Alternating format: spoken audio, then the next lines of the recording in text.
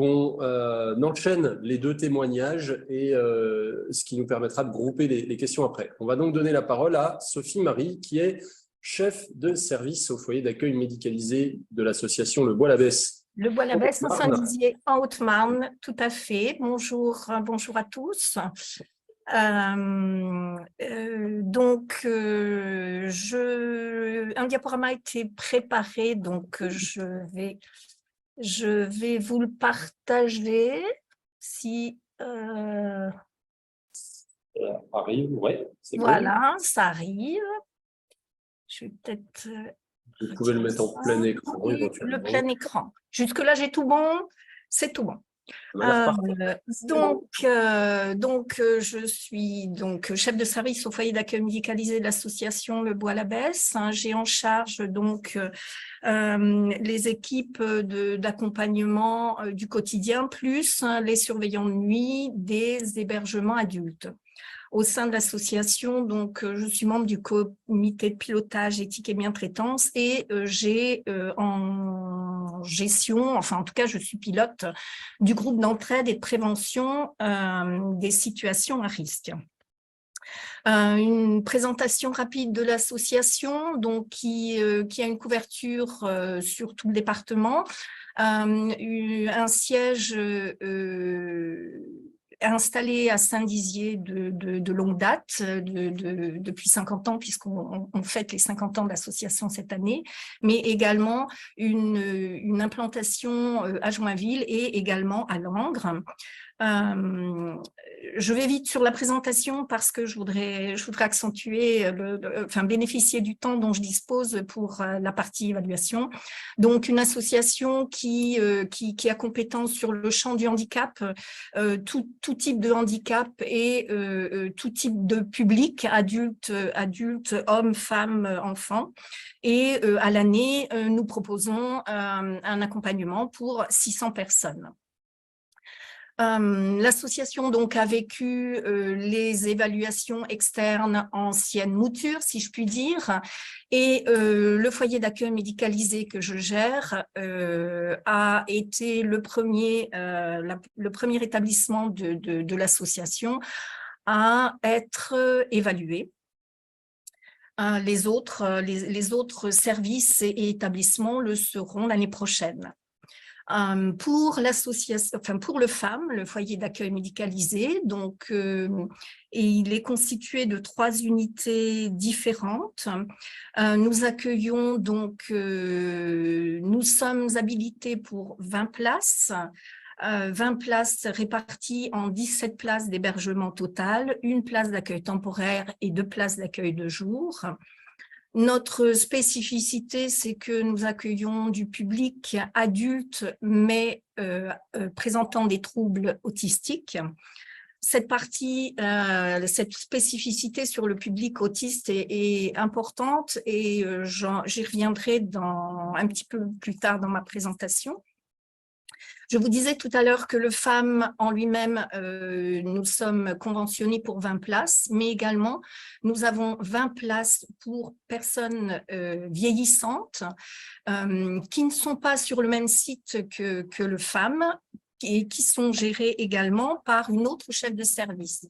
Pour autant, l'évaluation concernait les 25 places, donc les 5 places qui sont gérées par ma collègue et les 20 places qui sont gérées par moi-même.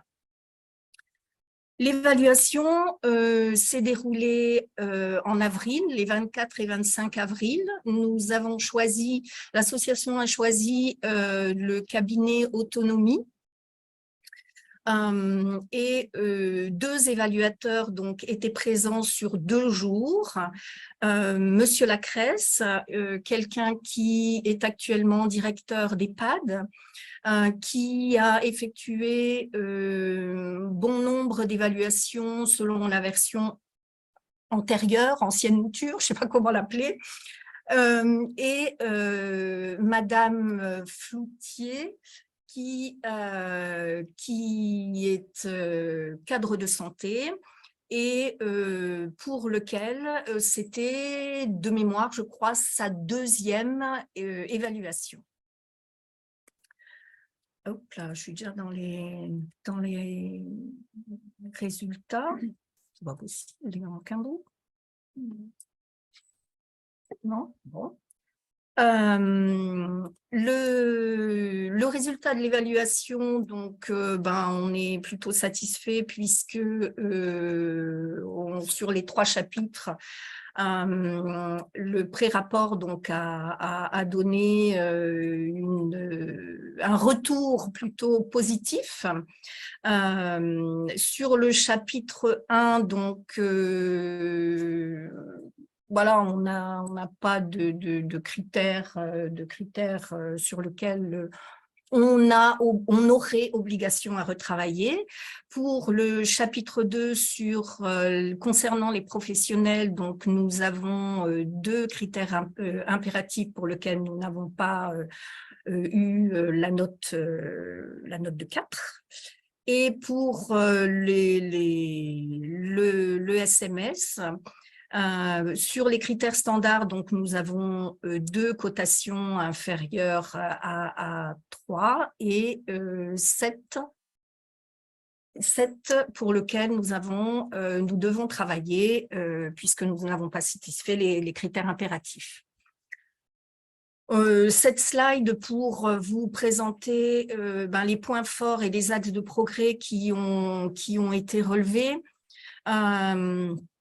Nous ne sommes pas du tout dans le même contexte que le collègue qui est intervenu avant moi au titre de l'EHPAD. Le contexte est vraiment différent. On bénéficie au sein de l'association d'un service qualité. Moi-même, je suis là, je ne suis pas très vieille au sein de l'établissement puisque ça fait un petit peu plus d'1 an que je suis présente. Les professionnels sont également là depuis pas mal de temps, donc il y a une culture d'entreprise et une culture de la bientraitance qui est mise en place. Et on a abordé vraiment l'évaluation en rassurant les professionnels, même si les délais étaient contraints. Hein, mais on a voulu, enfin je dis on parce que j'ai travaillé bien évidemment avec la référente qualité, que je salue au passage puisqu'elle est présente aujourd'hui dans l'assistance.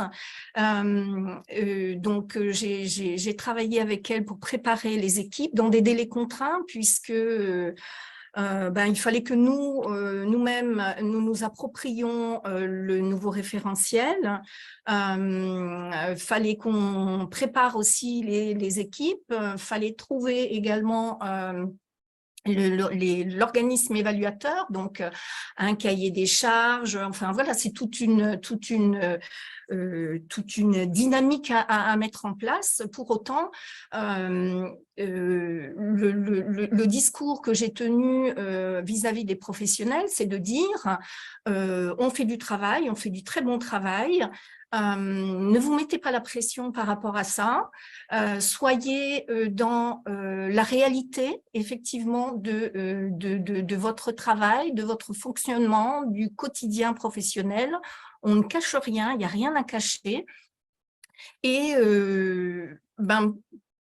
pour le coup, les professionnels étaient sereins, entre guillemets. Enfin, on a abordé ça de façon sereine. Parce que oui, on fait du bon travail, oui, il y a des points qui sont encore à améliorer et c'est tout à fait normal, mais pour autant, soyons fiers de ce qui est fait et on avait déjà identifié les points sur lesquels il fallait qu'on travaille, donc on avait mis en place déjà des groupes de travail sur certaines thématiques, notamment la thématique de le traitement du médicament et les EI, les événements indésirables. Donc, c'était les 2 points qui, pour moi, étaient les points négatifs majeurs sur lesquels il fallait porter son attention et retravailler. Donc voilà, vis-à-vis des équipes, on a été très soft dans le discours en leur disant, voilà, on n'invente rien, on n'imagine rien, on est dans la réalité de notre fonctionnement et du quotidien professionnel de chaque de chaque travailleur social. Donc, je vous ai mis là, les points forts et les axes de progrès. Donc, je vous disais, notre évaluation s'est déroulée les 24 et 25 avril. Le pré-rapport nous a été remis sous 15 jours, que nous avons bien évidemment détaillé. Avec attention par rapport aux remarques qui étaient mises en place, par rapport aux critères impératifs qu'il fallait retravailler. Par rapport aux critères impératifs, je dirais qu'on n'a pas été surpris des cotations et de la notation, puisque ça avait été échangé avec les deux évaluateurs à la fin de l'évaluation. Donc là, ça n'a pas été du tout une découverte. Par contre, la lecture attentive et très exhaustive du pré-rapport a été c'est fait en plusieurs temps, un temps de lecture individuelle, un temps d'échange avec la référente qualité, et puis après un temps avec le directeur général pour qu'on puisse identifier les éléments que l'on souhaitait voir explicités, les remarques sur lesquelles on souhaitait avoir des commentaires complémentaires. Donc, ce travail a été fait. À l'heure actuelle, nous avons rendu notre commentaire suite au pré-rapport qui a été envoyé. Donc, ces commentaires ont été envoyés le 2 juin. Donc, l'organisme a au maximum jusqu'au 2 juillet pour nous remettre son rapport définitif. Donc, pour l'instant, nous en sommes là dans notre processus d'évaluation. Voilà, je ne sais pas au niveau du temps si j'ai respecté, le timing ou pas. Vous avez très bien respecté le timing, Madame Marie. On vous en remercie. Merci à tous les deux pour avoir relevé les attentes qu'on vous avait exprimées. Oui, dites-moi. Excusez-moi, je me permets, est-ce que je peux revenir par rapport à des questions qui ont été posées sur le type de public ? Je disais tout à l'heure que nous accueillons du public adulte avec troubles du spectre autistique et couplé de déficiences intellectuelles. Donc, je sais j'ai vu qu'il y a eu des questions par rapport à ça sur le fait de les faire participer, de les questionner, de eux-mêmes les évaluer. Clairement, on est sur du public qui n'est pas verbal et le peu de personnes qui sont verbales ne sont pas en capacité de pouvoir comprendre ce qu'est une évaluation, les enjeux. On n'est vraiment pas là-dessus. Donc, obligatoirement, l'évaluation a dû passer par un tiers. Ce qui a été fait, c'est que nous avons présenté la démarche d'évaluation aux familles et aux tuteurs. On a sélectionné et soumis aux évaluateurs donc le nom de résidents. Les évaluateurs ont choisi. Et pendant l'évaluation, donc les personnes étaient accompagnées, donc soit de travailleurs sociaux de l'établissement, soit on a eu le cas de la maman qui est également tutrice d'une de nos résidentes. Voilà, je me suis permis cette présentation par rapport au questionnement du résident. Oui. Merci à vous, parce que ça aurait été la première question, effectivement, qui permettait de répondre à d'autres témoignages qui avaient été exprimés, alors en particulier de direction de masse, où il disait que les personnes n'étaient pas verbales, qu'elles ne pouvaient absolument pas comprendre les enjeux, qu'elles étaient en très grande difficulté, sinon en impossibilité d'exprimer leur accord pour des questions un peu élaborées. Donc, Voilà, effectivement, l'exemple que vous avez donné concernant les résidents du FAM du Bois-l'Abbesse présentant des troubles du spectre autistique permet de donner des éléments d'éclairage là-dessus.